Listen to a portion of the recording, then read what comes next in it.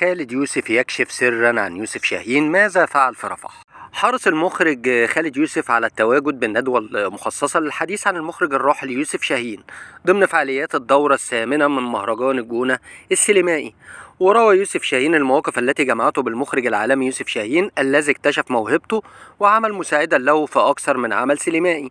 وقال خالد يوسف في عام 2001 عاشت فلسطين أزمة كبيرة مثل التي عاشتها الفترة الماضية، فقرر بعض الفنانين القيام بتظاهرة فنية في رفح للتنديد بالعدوان الإسرائيلي قبل أن يرفض الأمن هذا الاقتراح. وأضاف: تحدثت مع يوسف شاهين وأخبرته بما حدث وقال لي أنه سينصاع لطلب الأمن، وفي اليوم التالي اكتشفنا اختفائه وكان وراء الأمر سر، حيث تبين أنه ذهب إلى رفح بسيارته مع السائق وطلب من ضباط المخابرات مساعدته للصعود على تبة عالية في رفح، وتابع ضاحكا بص على الجنود الإسرائيليين وعمل لهم حركة قبيحة ورجع للقاهرة. وقال يوسف خلال ندوة الراحل يوسف شاهين ضمن فعاليات مهرجان الجونة السينمائي 2025 انه قضى اكثر من 20 عام مع المخرج يوسف شاهين، حيث انه تعرف عليه سنة 1987 ولم يفارقه حتى رحيله في 27 يوليو سنة 2008.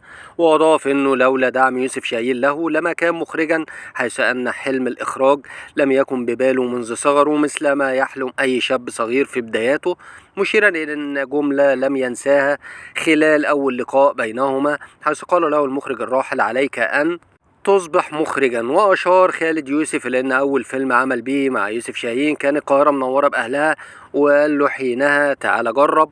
وبعد ذلك شارك معه في فيلم المهاجر كمساعد مخرج، ثم قال له: جهز فريقك لأنك ستكون مساعد أول مخرج. واختتم أن يوسف شاهين كان يراه أفضل مما يرى نفسه وكان متأكد أنه مؤهل لذلك، ولفت إلى أنه في نهاية تصوير فيلم المصير ترك له موقع التصوير قائلا له: كمل العمل كمخرج، فأنا لا أترك الموقع إلا لك ولعلي بدرخان.